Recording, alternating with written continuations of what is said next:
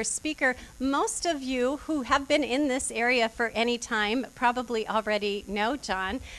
He's been here since 1998, is what I read.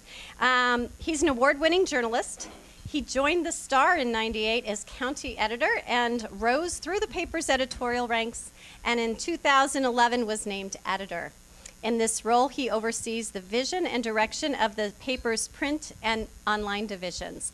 And I want to say, anybody that has stayed in journalism through these last, especially 7 years, I think must be one of the most courageous and innovative people to make it happen and continue to keep the Ventura County Star very relevant for us and for our community. So, John, thanks so much for being here with us today.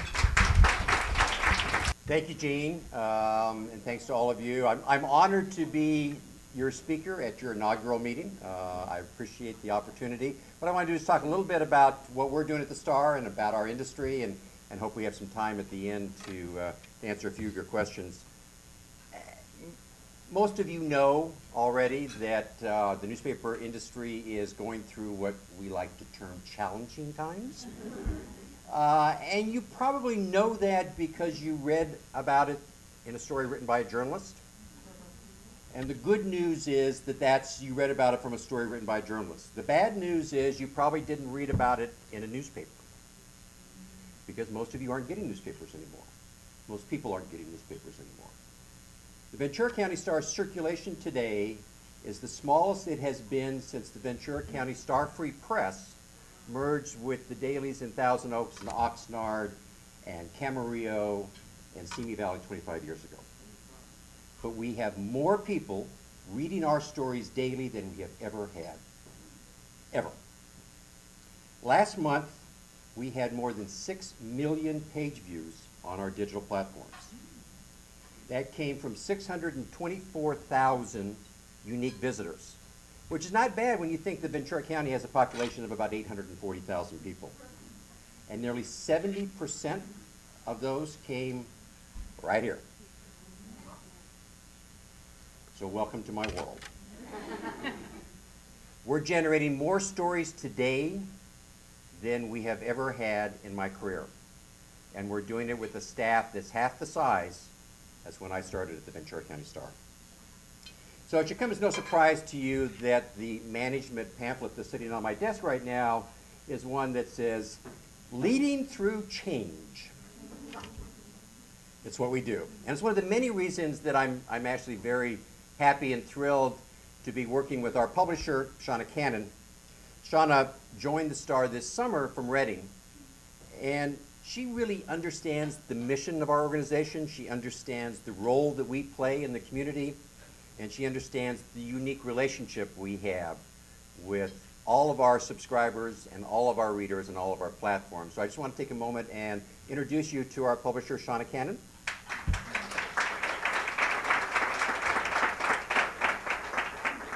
You should know that Shauna and I actually worked together prior to this. We worked together in San Luis Obispo at the Telegram Tribune. She was, I think, must have been a high school intern or something like that.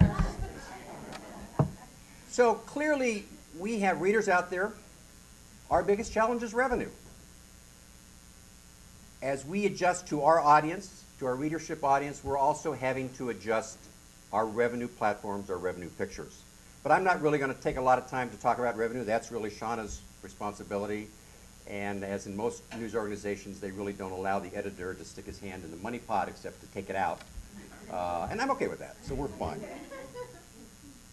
Well, what I really want to do is talk about what we're doing to make changes in terms of adjusting to this readership that we have out there. One of the things that we have done that, frankly, our organization didn't do before, and many didn't do before, is we went and talked to readers. What a novel idea. But we spent the money, we've done some really great readership surveys, and the idea being is we want to find out what it is that they're reading, when they're reading it, and how they're reading it. And we're now using that data to help us form our decisions. We're also using the wonderful data that we get from all of our digital platforms. The metrics we get in right now, real time, are incredible. I mean, I can tell you at any time of the day how many people are on our app and on our website, what they're reading, how long they've been on, and that helps form a lot of the decisions we make. We have to be a little careful about that because sometimes the stories they're reading may not be the story that, you know. Election day, for instance, the number 3 story that was being read was the one about the guy who had $1,500 worth of food at, you know, the Italian restaurant for only $100. So they really weren't going after the election story that day. So, you know, you have to temper this a little bit with what the reality is. But it helps you understand that our audiences are very different, and helps you understand that what we need to do is learn how to serve those audiences. I know, for instance, that our print audience is an older audience, and it's an audience that really doesn't like change. One of the many ways I learned that, about a year or so ago, I made the decision to save a little space, and so what I did is I took a couple of columns that we run every day, and I decided, well, I'll just alternate them, one every other day. So I took Hints from Heloise and our Annie's Mailbag, and I just alternated them. And I got a response from our readers. And it was brutal. I mean, it would sort of be like if you went to the Ventura County Fair and swapped out all the funnel cake stands for broccoli and carrot stands or something like that. It's not exactly what they were looking for. So we changed. So we went back. But I want to keep that audience for print.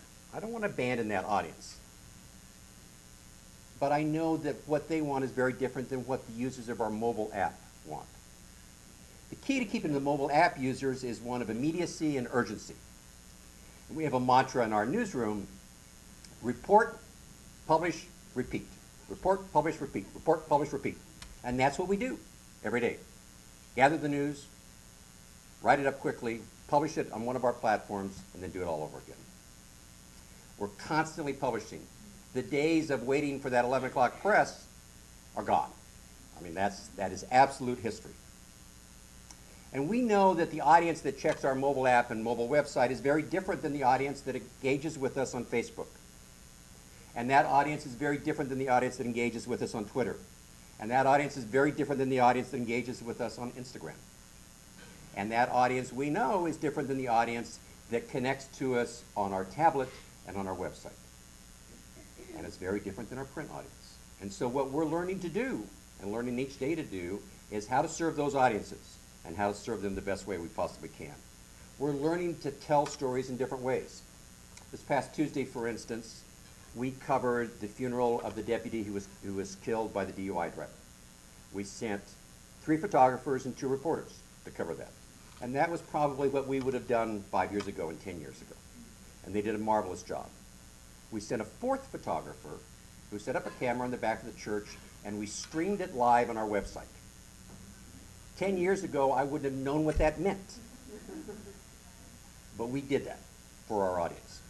The same day was Election Day. So what we did, in addition to having all of our coverage geared to that wonderful print deadline, which I always push on election night, thank you, Shauna, as late as possible to still try and get it in your driveway early the next morning, is we also covered the election live from the time the polls opened. We had a reporter out blogging and taking photos while he was out all day long and posting it on our website. A reporter taking photos. Now there's a unique. But we're doing that. And in the evening, we had reporters go around to a number of the parties. This was kind of interesting because there was nothing to talk about because the clerk didn't quite get the results out. So it was a challenging evening. It was a little stressful in our newsroom. But we reported live. They're all checking their phones and not getting any information. So we knew that. We reported that. We had photos of people. We were doing it real time. They even had the editor actually doing a blog of reporting information. Who knew? But it was a different way of getting the information out to a different audience. And we still were able to gather that information, publish the newspaper. The minute we pushed the button, we then backed off and continued to publish digitally until we got the final results. Our research has told us that our audience, regardless of print or digital or age or whether they subscribe, still wants good journalism. They want us to do our job, which is peeling back the layers of government, peeling back the layers of business, and exploring the issues that only we can do. It's what we love to do. It's what we're going to continue to do. One of the things that I think you'll see from us is we will explore issues in a little more focused way than maybe we have in the past. We're going to look at stories on education, or stories on growth in Ventura County, or stories on water in a depth and in a focus and in a context that will help you understand them greater and help you make decisions. Now, what that will do is challenge us to do the rest of our journalism well. But we're not going to abandon it. We're not going to walk away from what makes the star the star. We're still going to cover high school sports. We're still going to cover city council meetings. We're still going to publish peanuts. We're still going to publish the crossword puzzle. We're still going to publish the local theater review. We're still going to publish the releases from our friends in the public relations community.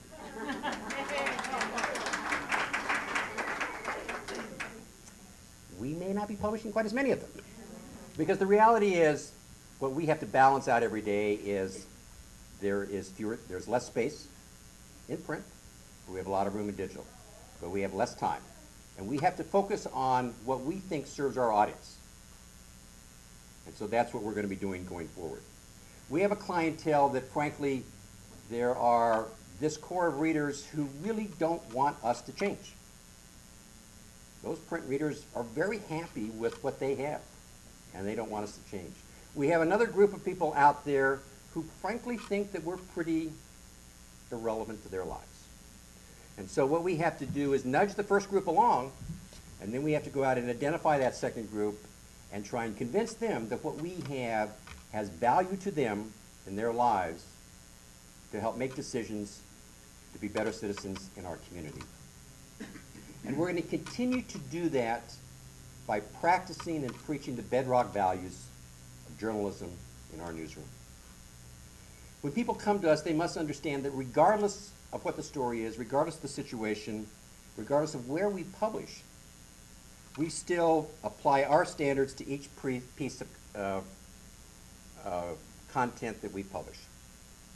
We engage in long ethical discussions in our newsroom on a regular basis because we publish based on accuracy, on fairness, on what is right, not on terms of advocacy, which is what you see in a lot of other internet publications. And it's this set of values, we hope, the trust that people have in us being committed to those values and in practicing those values that we think will continue to sustain us going forward. So I want to thank you for the time. I want to thank you for what you do for your community and you do for us. We have a wonderful relationship. It's a relationship that we hope will continue to grow, and it's a relationship that we have a role in serving you and in serving your bosses, and we understand that. So with that, I want to thank you again for the time, and I'd be happy to answer any questions that you might have.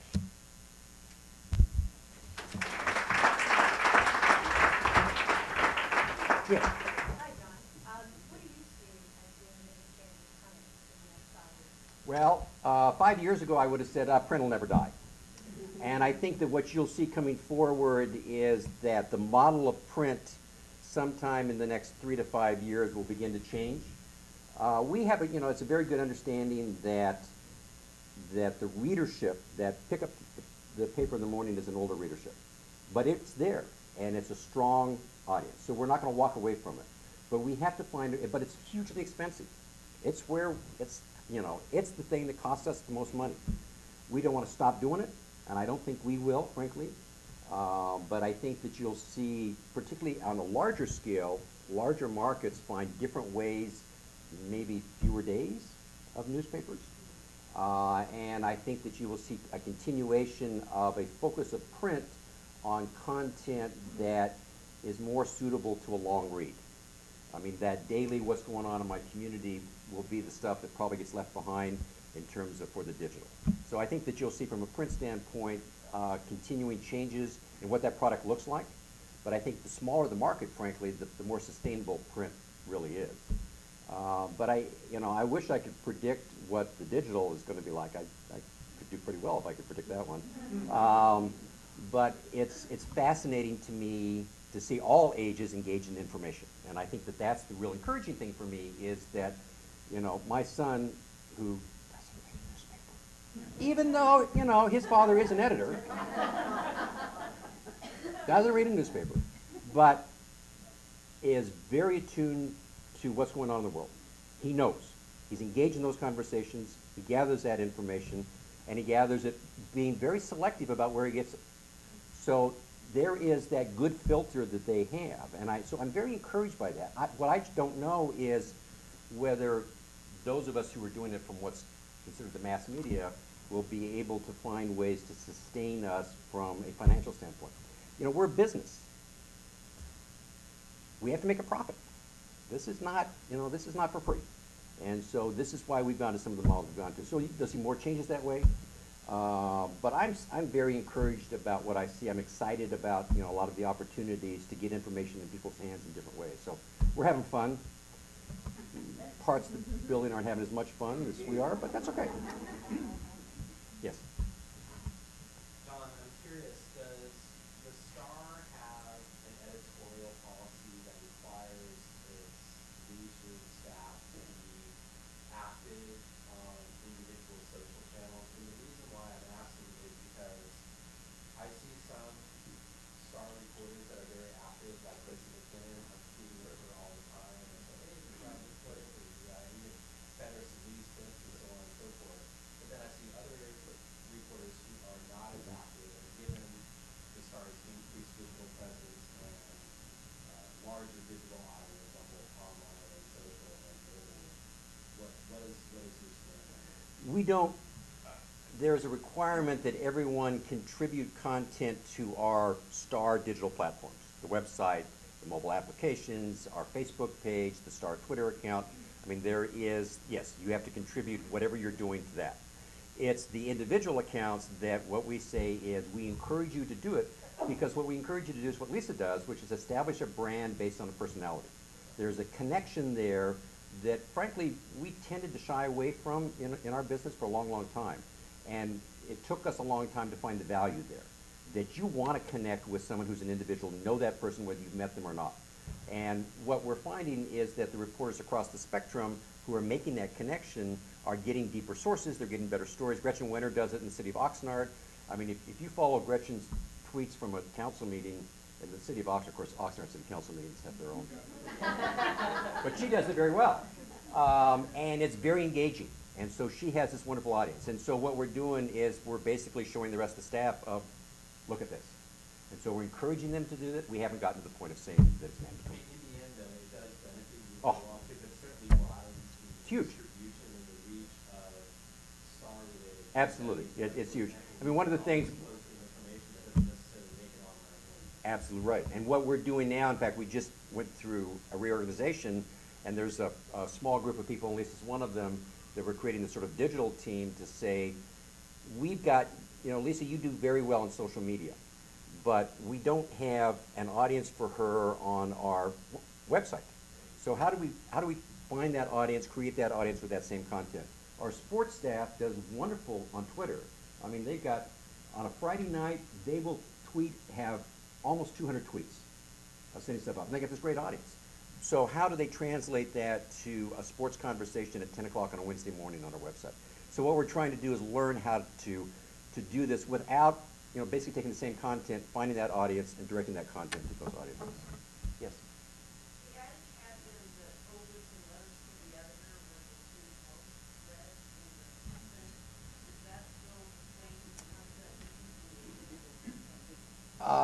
That is, obits are still very high, letters to the editor are not. I mean, I don't have, let me think if I've got really good print reader numbers, and I don't off the top of my head. Letters are pretty strong, but it's fairly narrow. Those who read letters to the editor are passionate about it, they contribute, they read them, they're engaged. One of the things that we're going to do going forward is to try and see if we can take that conversation, that audience, to a greater digital space. And we're going to play with that a little bit and see what that looks like. Obits still are very high, and the people who, you know, are very engaged on a regular basis in terms of that. So I think they're strong, and I think that they're pieces that we want to retain because we're doing them and nobody else is. And it's the value that one of the values the newspaper has. Nobody else prints obits. TV doesn't do obits. You know, radio doesn't do letters to the editor. And so how can we then take that and take that audience we know exists and make it a little bit bigger audience? And so that's really some of the things that we're looking at doing. And does the digital consumer also? On obits, yes. On letters, probably about the same level that they do in print. You still have this somewhat narrow audience, and part of that is our fault, frankly, because we're still presenting letters digital just like we're doing in print. And so what we need to do is sort of extract those conversations that people are having in letters to the editor and highlight them differently or expose a wider audience, because if you don't think to go to letters to the editor, you don't do it. And so we want to take that and say there's some great things going on, some great ideas going on, and expose them on a broader scale and see if we can engage that in a different way. Yes?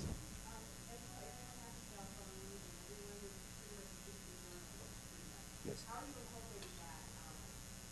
Well, it's interesting. We embraced it's user-generated content, and we embraced that 5, 6, 7, 8 years ago, and thought this is wonderful, and I can sleep in because the community will cover it. Well, it hasn't quite happened that way, and what's interesting is that, and we continue to make it available. We have different channels on our website that people can contribute different ways. They do. We haven't really promoted it as well as maybe we should have. But at the same time, this great model that a lot of people in the industry thought was going to sort of save us, that you don't have to cover the city council meeting anymore because everybody at the city council meeting will cover it for you, simply did not happen. And it wasn't just here, it was across the space in the US that, frankly, people wanted us to do our job and still do that. Now, they'll comment on it, they'll respond to it, they'll react to it, but that core coverage of it, they still want somebody they trust to provide that to them. So I'm not sure that it's the salvation that we sort of hope for, but what we have to do is find ways to help supplement what we're doing with what the community is doing. And I think you begin to see more and more of that, particularly in social media space. Twitter is incredible in that regard. Facebook creates conversations, and so we're beginning. Anytime a big story comes up, we're always searching Twitter to see who's out there, who's talking about it, and reaching out to those people. Are you there? Take a picture, send it to us. So we're using it, but it's on a different scale than what we sort of thought about initially. One more question with time. Anybody want to ask the last question? Yes. How do you approach the Friday news stuff? So there's the media outlets that leave all of their more controversial stories. So Friday night, when people aren't paying attention as much, and so you just kind of look over it. He sighs. So I spent 5 years in Washington, D.C., and which is the epitome of that happening. Because it happens on Friday, or it happens at 4 o'clock on Christmas Eve, I found out, or 3 Christmas Eves in a row, right? Yes. My wife will attest to that, as I stayed late on Christmas Eve covering stories that, that broke. So the advantage we have now is that we have an audience at 5 o'clock on Friday. And we have an audience at 7 o'clock on Friday. We have an audience at 9 o'clock on Saturday morning. And we never really had that audience. The bigger issue is our recognition of it, that frankly what we have to do is staff for it. Because one of the things that we didn't do was staff for it. We all left at 5 o'clock on Friday because there were more fun things to do than work. And so we have to find ways to understand that that still exists. But I think that you will see and are seeing less of that, because the recognition that it's much harder to hide news even by that Friday 5 o'clock, because on the way home, while you're driving, you're doing this. We all are. So it'll pop up. So it's not that you can bury it because it doesn't show up again until Monday morning. And I think that you'll begin to see less of that occurring, although there are some people who still will use it, as I say. So thank you very much for the questions, and thank you for the time.